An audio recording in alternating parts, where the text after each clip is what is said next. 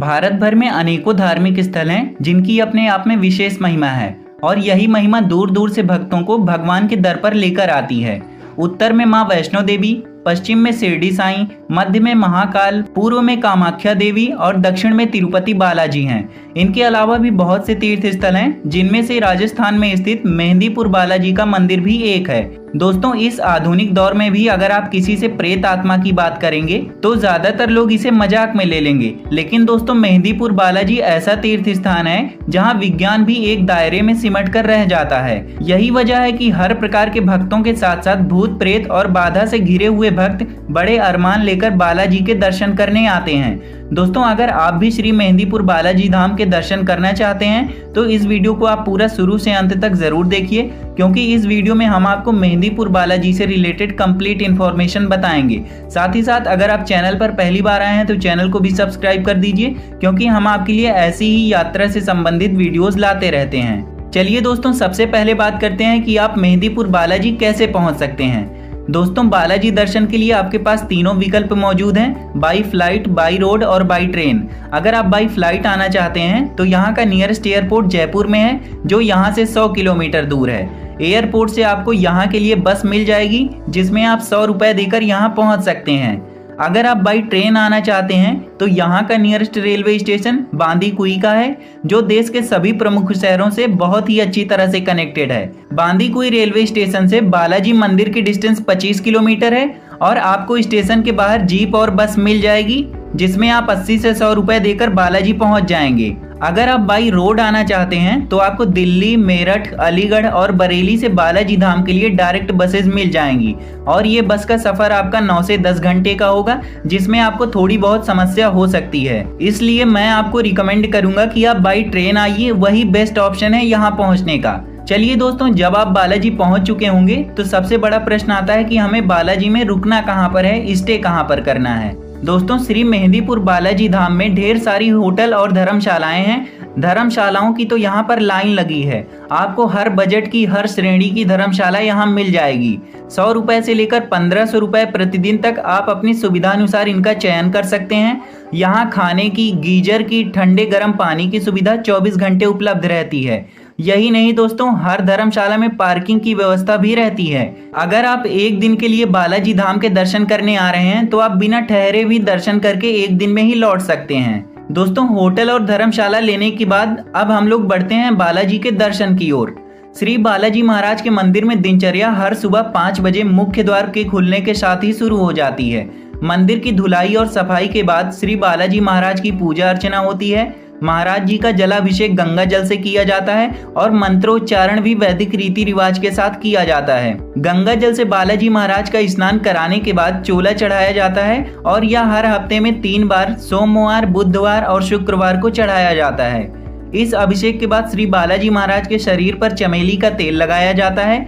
बालाजी महाराज को विशेष सिंदूर से सजाया जाता है, जिसमें चांदी का वर्क होता है और यह सिंदूर आम दुकानों पर नहीं मिलता है। भगवान बालाजी महाराज को जो तिलक लगाया जाता है उसमें चंदन, केसर, केवड़ा और इत्र को मिलाकर बनाया जाता है।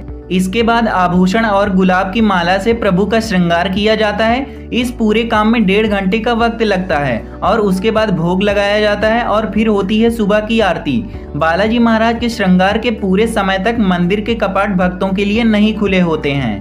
दोस्तों, हर सुबह और शाम को बालाजी की आरती का समय होते होते मंदिर के बाहर भक्तों का जन समूह इकट्ठा हो जाता है। सभी की आंख में प्रभु से अपने बाधाओं को हर लेने की चाह होती है। आरती के पश्चात मंदिर के पुजारी भक्तों पर विशेष जल का छिड़काव करते हैं। जल की इस एक छींट के लिए भक्तों की सर्दी, गर्मी और बरसात में घंटों मंदिर के बाहर और प्रांगण में बैठे रहते हैं। इस जल को बाधा दूर कर लेने वाला जल माना जाता है। मंदिर में होने वाली आरती लगभग 40 मिनट तक चलती है।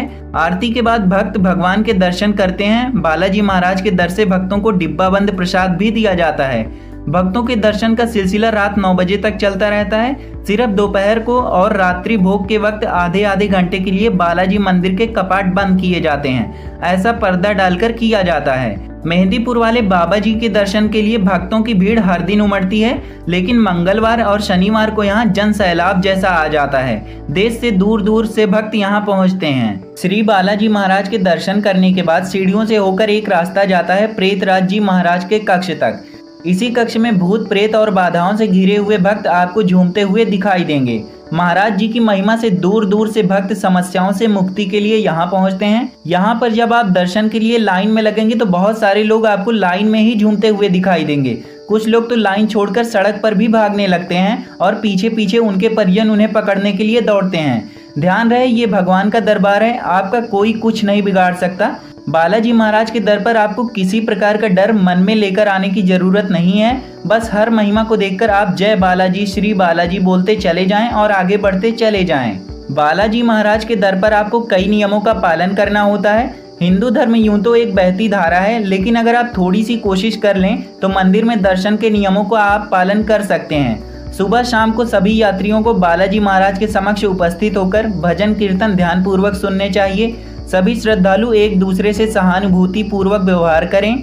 लाइन में चूंकि वक्त लगता है, इसलिए फालतू की बातचीत में न पड़कर जय बालाजी का जाप करते रहें। मंदिर में मिलने वाला प्रसाद पूरी श्रद्धा से ग्रहण करें। जिन भी रोगियों को मार पड़ रही है उनके लिए जगह छोड़ दें और दूर हट जाएं। ऐसी स्थिति में भगवान की महिमा देखकर हाथ जोड़ें और मुख से हंसी कतई न छूटने पाए। श्रद्धालुओं को ना तो किसी पूजन सामग्री को छूना चाहिए, ना ही बाहर किसी से प्रसाद लेना चाहिए। बालाजी धाम आने वाले भक्त पूरी तरह से ब्रह्मचर्य का पालन करें। यहाँ दर्शन पर आने से 48 घंटे पहले और दर्शन करने के 41 दिन बाद तक आपको लहसुन प्याज वाला खाना नहीं खाना चाहिए। मांस मदिरा तो बड़े दूर की बात है।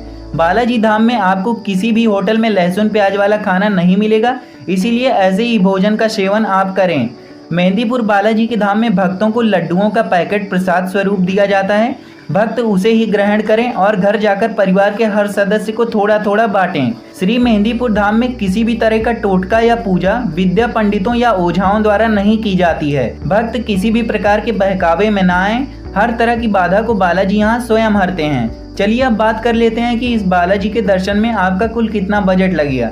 दोस्तों, बालाजी का दर्शन आप एक दिन में करके वापस लौट भी सकते हैं, लेकिन मैं आपको रिकमेंड करूंगा कि आप एक दिन वहां पर स्टे करें और आराम से दर्शन करें।